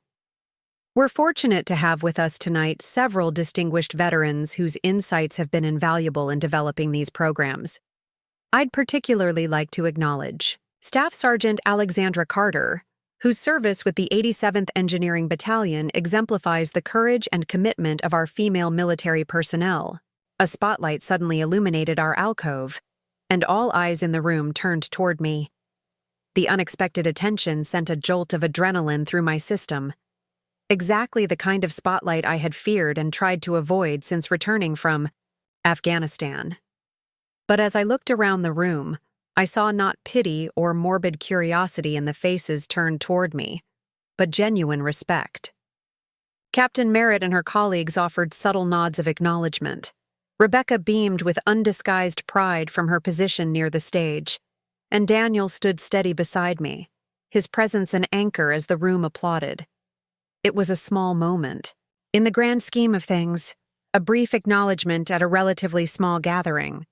But standing there, publicly recognized not for my injuries but for my service, with my sister watching proudly and new allies surrounding me, I felt something shift fundamentally in how I viewed my place in the civilian world. When the spotlight dimmed and Marshall continued his presentation, Daniel leaned close to whisper, "You okay?"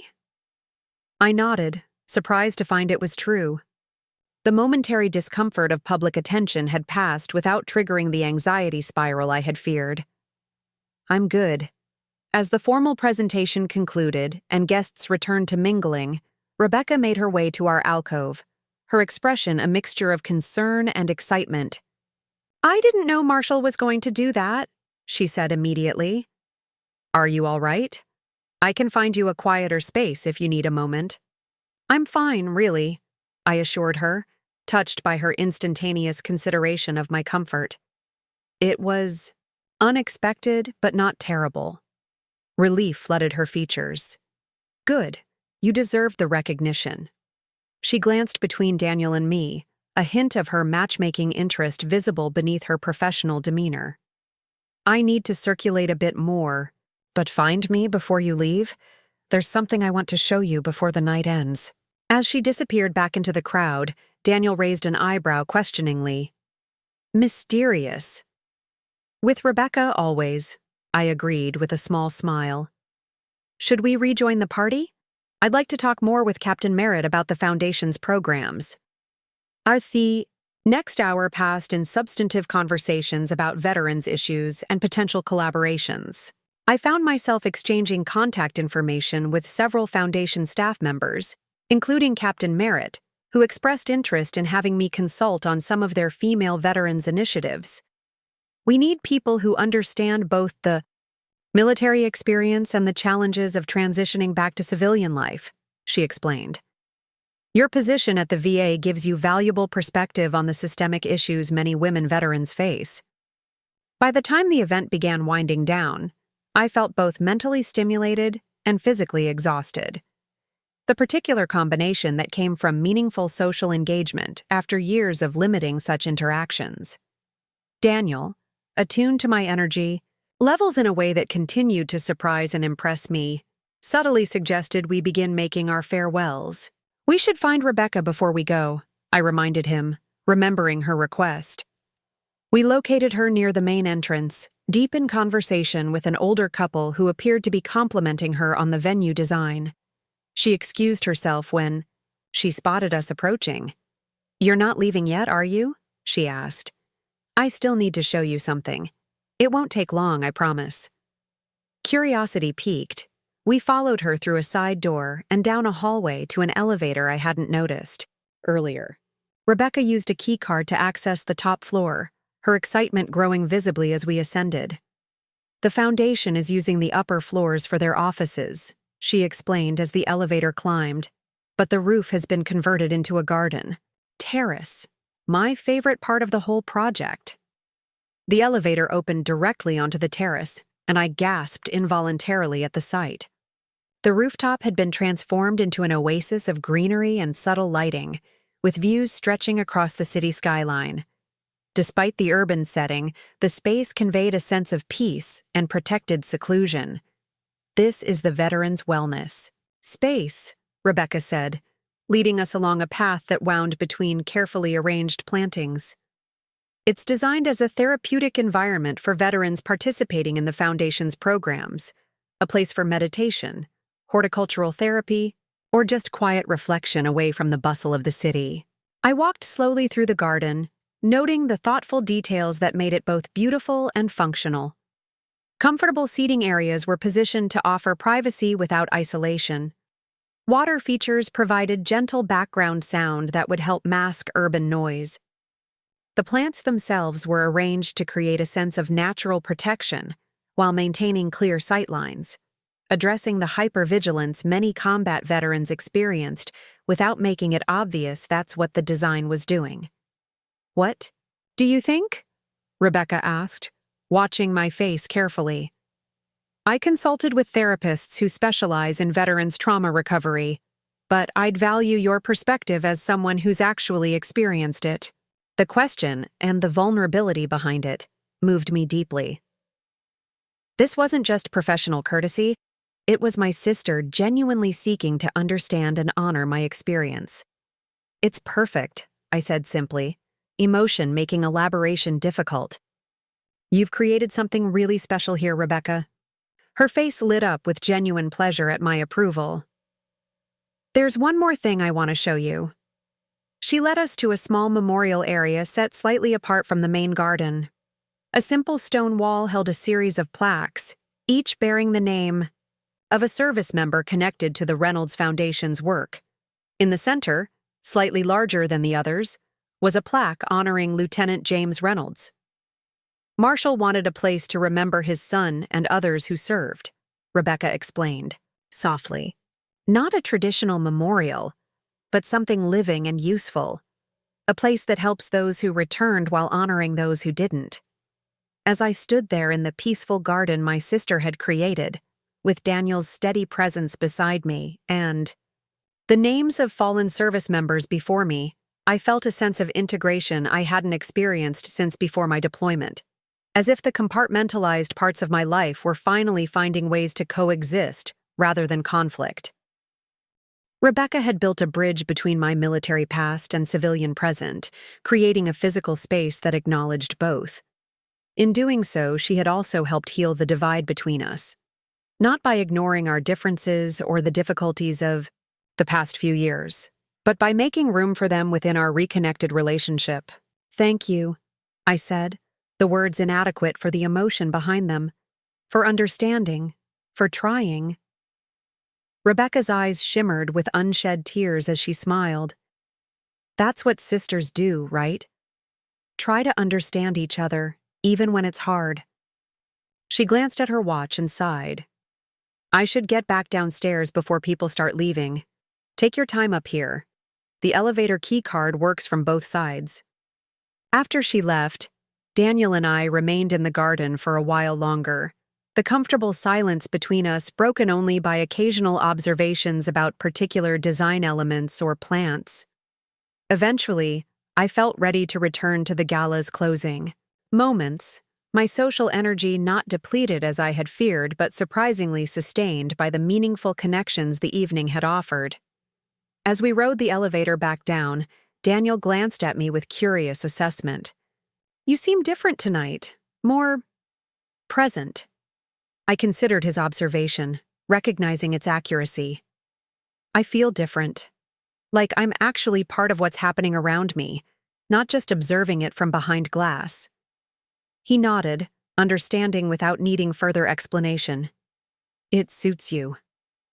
The simple compliment, delivered without pressure or expectation, warmed me more than any elaborate praise could have. Daniel had become increasingly important in my life over the past months, a friend whose quiet strength and unassuming empathy created space for me to rediscover my own capabilities at my own pace. As we rejoined the dwindling crowd for final farewells, I caught sight of Rebecca speaking with Marshal Reynolds near the main entrance. She saw me and waved, excusing herself to cross the room toward us. "So, verdict on the whole evening?" she asked, professional interest mingling with sisterly concern in her expression. "A success," I assured her. "Both the venue and the Foundation's mission are impressive, and you survived being spotlighted without having to employ any of your evasive maneuvers," she teased gently, referring to our childhood code for escaping uncomfortable social situations. "Progress, right?" I smiled, the inside joke another thread rewoven into our healing relationship. Marshall joined us before Rebecca could respond, his dignified presence carrying the satisfied exhaustion of a successful event host. "I wanted to thank you both for coming tonight," he said, addressing Daniel and me. "Your presence added particular significance to our announcements." "It was our pleasure," Daniel replied smoothly. "The Foundation's work is important, especially the focus on female veterans' unique needs." Marshall nodded in agreement before turning to me. "Staff Sergeant Carter, Captain Merritt mentioned she spoke with you about possibly consulting on some of our initiatives. I hope you'll consider it. Seriously, your perspective would be invaluable. The unexpected opportunity to use my military experience and current VA work in a new context that might help other women veterans intrigued me more than I had anticipated." "I'd like to learn more about what you have in mind," I said, deliberately leaving the door open without fully committing. "Excellent. We'll arrange a proper meeting soon." Marshall smiled, the expression softening his distinguished features. "And perhaps you'll join us for the opening ceremony when the rooftop garden is officially dedicated next month. Your sister has created something truly remarkable up there." "She has," I agreed, sharing a look of mutual appreciation with Rebecca. "It captures exactly what's needed. Acknowledgement without intrusion, peace without isolation." As we said our goodbyes and collected our coats, Rebecca hugged me tightly. "Thank you for coming tonight," she whispered. "It means everything to have you here to see my work." "I wouldn't have missed it," I replied, the words echoing what I'd said on her wedding day but carrying new truth this time. In the car heading home, Daniel was thoughtfully quiet for several minutes before speaking. You know, when you first mentioned this gala, I expected it would be a challenge for you, something to endure rather than enjoy. But you seemed genuinely engaged tonight. I acknowledged, somewhat surprised by this realization myself. Having a purpose beyond just attending a social event made a difference, and seeing Rebecca's work, understanding how much thought she put into creating spaces that work for veterans, it changed how I felt about being there. Your sister has come a long way in understanding what you need, Daniel observed. We both have, I said, thinking about the journey of the past months. When I was asked to wait outside at her wedding, I thought it confirmed everything I'd feared, that I would never fit into her picture-perfect life, that my scars and experiences would always make me an outsider in my own family. And now? I gazed out at the city lights passing by the car window, considering his question. Now I understand that we were both afraid, me of rejection, her of inadequacy. She didn't know how to help me, how to make space for what I'd been through, and I didn't know how to let her try. When we reached my apartment building, Daniel walked me to the entrance as he had after Rebecca's dinner party. This time, however, the moment felt charged with new possibility. Would you like to come up for coffee? I asked, the invitation spontaneous but not unplanned. It's still early. His smile held both pleasure and careful consideration. I'd like that, but only if you're sure. It's been an eventful evening. The thoughtfulness behind his response, prioritizing my well-being over his own wishes, confirmed what I'd increasingly come to believe about Daniel over the past months. Here was someone who understood boundaries and respect in the deepest sense, who saw my struggles not as weaknesses to be pitied but as part of what made me who I was. I'm sure, I said simply. As we rode the elevator to my floor, I found myself thinking about the unexpected journey that had brought me here, from being asked to wait outside at my sister's wedding to standing in the spotlight at a foundation gala, from feeling alienated from my family to rebuilding connections on new and stronger foundations.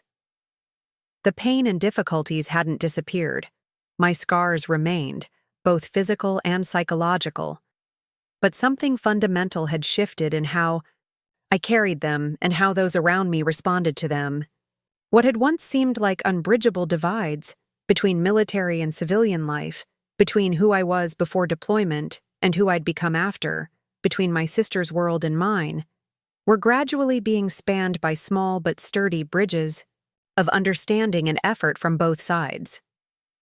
The evening at the Reynolds Foundation Gala represented another such bridge, not a dramatic transformation or perfect resolution, but another step in the ongoing process of finding my place in the world again after everything had changed. The morning after the gala, I woke to sunlight streaming through my bedroom windows. I'd forgotten to close the blinds the night before, a small but significant lapse in the hypervigilance that had governed my life since Afghanistan. Daniel and I had talked for hours over coffee, the conversation flowing naturally from foundation, projects to childhood memories to favorite books.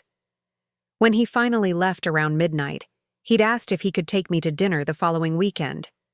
A real date this time, not a work event or a friend's dinner party.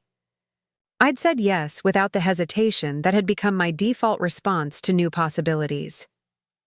My phone chimed with a text message as I made coffee. It was from Captain Merritt. Great meeting you last night. Would like to discuss consultant role for Women Veterans Project. Available for lunch next week?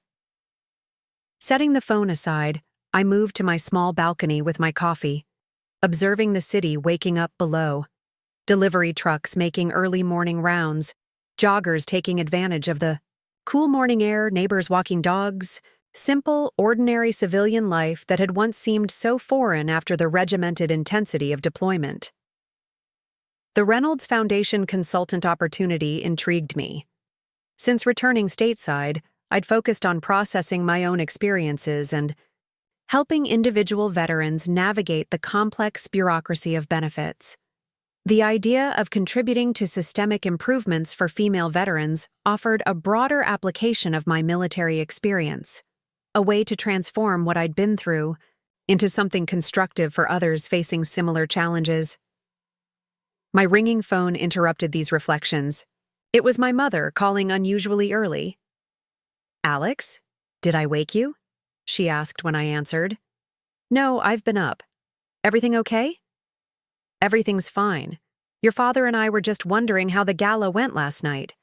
Rebecca called this morning, absolutely bubbling over about it, said you looked beautiful and the foundation people were impressed with you."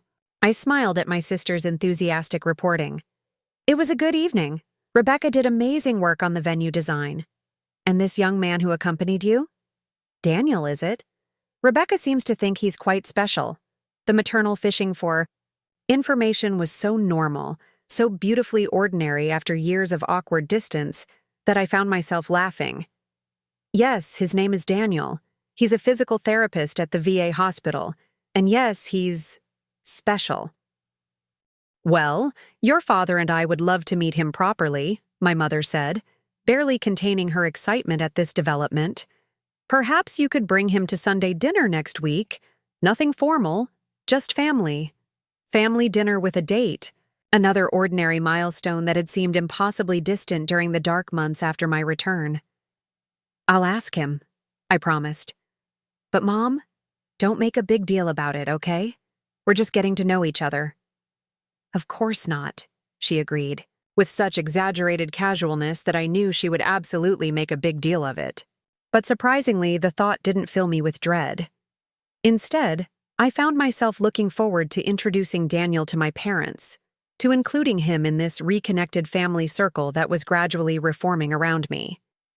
After hanging up, I returned to the balcony, letting the morning sun warm my face as I contemplated how much had changed since that moment at Rebecca's wedding when I was asked to wait outside. The pain of that rejection hadn't disappeared, but it had transformed, becoming part of a larger story of misunderstanding, growth, and eventual reconciliation, rather than the defining moment I had initially perceived it to be. The weeks that followed brought a cascade of new developments. Lunch with Captain Merritt turned into a formal offer to consult on the Reynolds Foundation's Female Veterans Initiative, starting with a part-time commitment that could expand if the collaboration proved fruitful. Sunday dinner with my parents went surprisingly well, Daniel's easy manner and genuine respect for my military service impressing my father, while his thoughtful questions about Mom's garden won her over completely. Rebecca and I continued our Saturday coffee meetings, the conversations deepening as mutual trust rebuilt. During one such meeting, as we were discussing the upcoming dedication ceremony for the Foundation's rooftop garden, Rebecca surprised me with an unexpected confession. "I've applied to a certification program in accessible design," she said, stirring her latte absently. "It's specialized training for creating spaces that accommodate people with various physical and psychological needs." "That's wonderful," I replied, genuinely impressed. "What prompted this?" She met my eyes directly. "You did. Working on the Foundation project, learning about the specific needs of veterans with PTSD and physical injuries. It made me realize how much design can impact quality of life for people facing challenges." She hesitated, "And I'm ashamed that it took me so long to understand how environments affected you after you came home. I want to do better, not just for you, but for others too." The simple acknowledgement that my experiences had value, that they had inspired growth rather than just causing discomfort, meant more than I could easily express. "I think that's incredible, Rebecca. You already have a natural talent for understanding how spaces affect people. This training will just enhance that." She smiled, relief evident in her expression. "Thanks. I was worried you might think I was, I don't know, appropriating your experience or something." "No," I assured her. "I think you're learning from it. There's a difference." As the dedication ceremony for the rooftop garden approached, I found myself unexpectedly involved in the planning, not as Rebecca's sister or Marshall's guest, but as a consultant with relevant expertise. My input was sought on everything from the timing of the event, scheduled to avoid sudden loud noises from nearby construction, to the arrangement of seating, positioned to allow clear sight lines while maintaining conversation intimacy. The day of the ceremony dawned clear and mild, perfect weather for an outdoor event. Daniel accompanied me, our relationship having evolved from tentative exploration to comfortable partnership over the intervening weeks. As we arrived at the foundation building, Rebecca met us in the lobby, elegant in a professional dress but with an undercurrent of nervous energy. "Everything looks amazing," I assured her as we rode the elevator to the rooftop. "The garden was already perfect. You've created something truly special here." She squeezed my hand gratefully. "Having you involved in this project has meant everything, Alex. It feels like we've come full circle somehow." The observation was more accurate than she knew. As the elevator doors opened to reveal the rooftop garden now prepared for the dedication ceremony, I was struck by how far we had traveled, not just in rebuilding our relationship as sisters, but in creating something meaningful from the painful experiences that had once divided us. The ceremony itself was brief, but moving. Marshall spoke eloquently about the Foundation's commitment to veterans' well-being. Rebecca described the intentional design elements of the therapeutic garden, and Captain Merritt outlined the programs that would utilize the space. I sat in the front row beside Daniel, surrounded by a mixture of military personnel and civilian supporters, no longer feeling like an awkward bridge between two worlds, but rather like someone who belonged naturally in both. When the formal remarks concluded, and guests began mingling in the beautiful space, Marshall approached with a small, distinguished group. "Alexandra, I'd like you to meet some of our major donors who are particularly interested in the Women Veterans Initiative you'll be consulting on." As I shook hands and engaged in substantive conversation about programming needs and outreach strategies, I caught sight of Rebecca watching from across the garden, her expression a mixture of pride and something deeper. Recognition, perhaps, of the journey we had both undertaken since that wedding day when I had been asked to wait outside. Later, as the event wound down, Rebecca, Daniel, and I found ourselves alone on a quiet section of the rooftop, the city skyline creating a dramatic backdrop to our conversation. "I've been thinking about how much has changed," Rebecca said, voicing thoughts similar to my own earlier reflections. 6 months ago, we were practically strangers, and now look at us, working together, having coffee every week, being actual sisters again. "It's been quite a journey," I agreed, glancing at Daniel, whose steady presence had been an unexpected but welcome part of that evolution. "You know what I realized recently?" Rebecca continued. "That day at my wedding, when Mr. Reynolds found you in the garden and brought you inside, it wasn't just about fixing a misunderstanding. It was the beginning of all of this." She gestured to encompass not just the garden, but everything that had developed since: her design work, my consulting role, our rebuilt relationship, from being asked to wait outside to helping create spaces specifically designed to welcome others who might feel excluded. I mused. "There's a certain poetry to that." Daniel, who had been listening quietly, spoke up. "That's how healing often works, not by erasing difficult experiences, but by transforming them into something meaningful." As the sun began to set over the city, casting golden light across the garden Rebecca had designed with such thoughtful care, I felt a sense of completion that had nothing to do with forgetting the past, and everything to do with integrating it into a new present. My sister had once asked me to wait outside her wedding because she didn't know how to make space for who I had become. Now, together, we were creating spaces, both literal and figurative, where others like me could find belonging without having to leave parts of themselves behind. That evening, as Daniel and I walked through the city streets toward a small restaurant we had discovered together, I found myself reflecting on the unexpected journey that had brought me here. From military service to injury, from isolation to reconnection, from being asked to wait outside to helping build new doors, through which others could enter. "Penny for your thoughts?" Daniel asked, his hand warm around mine in the cool evening air. "I was just thinking about stories," I replied. "How the meaning changes depending on where you end them." He nodded, understanding immediately. "If your story ended at being asked to wait outside your sister's wedding, it would be a story about rejection and misunderstanding," I finished. "But continuing beyond that moment reveals something different, a story about growth, reconciliation, and creating new possibilities from painful experiences." We walked in comfortable silence for a few blocks before Daniel spoke again. "And where does your story go from here?" I looked at him, at the city around us, thinking of all that had developed since that pivotal moment at Rebecca's wedding.